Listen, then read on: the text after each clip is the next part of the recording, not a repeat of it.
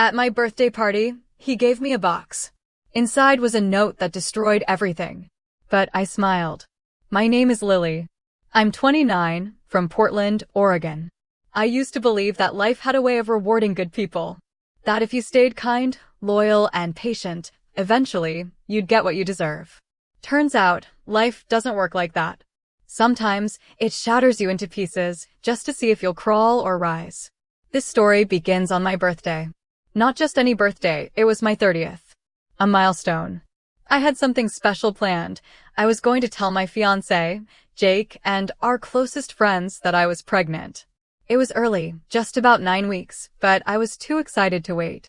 I'd bought tiny cupcakes with blue and pink frosting, little gift bags with ultrasound photos, and a card that read, "We're not just celebrating one life today." I had no idea I was walking straight into a nightmare. The party was at our house. Jake wanted it that way. He said something about keeping it intimate. That morning, he was distant, distracted.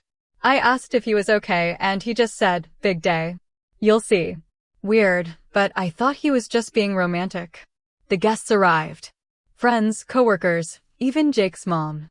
Everyone laughed, drank, danced. I kept touching my stomach without thinking. It already felt like something more than mine. I was glowing. Or so people said. Then came the moment. Jake stood up. He raised a glass. "I have something to say," he announced, grinning. "But instead of words, I have a gift." Everyone clapped. He handed me a white box, wrapped neatly, with a silver ribbon. I smiled and opened it. Inside, there was no necklace. No ring. No clue. Just a folded note. I unfolded it, confused. Read the words. Froze. "I'm leaving you. You're useless. I deserve better." There was silence. And then, laughter. From his side of the room. His friends. 2 of his coworkers.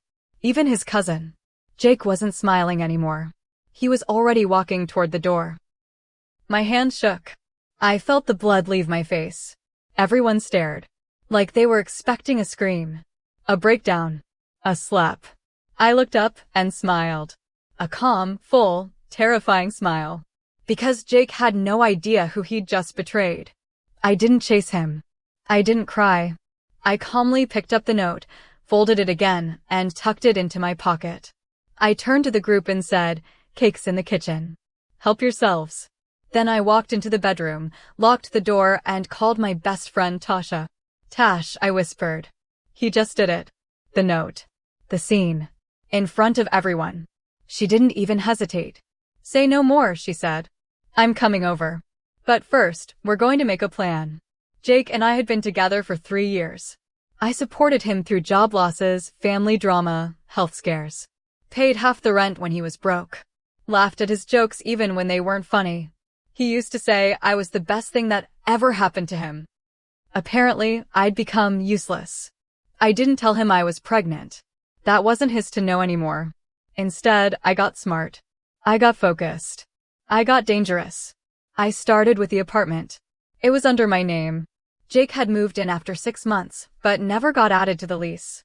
Legally, he was just a guest. So I changed the locks. Then I went through the shared drawer we kept. I found a flash drive with all his freelance graphic design work. That portfolio? I'd helped build it. Wrote his bios. Edited his proposals. I pulled it offline. Updated the copyright. Not out of pettiness, but because I had the original drafts. He'd been using my words as his own. Tasha helped me clean everything out. We boxed his things, labeled them "Return to Sender," and left them in storage. I didn't block his number. I wanted him to reach out. To panic. And he did.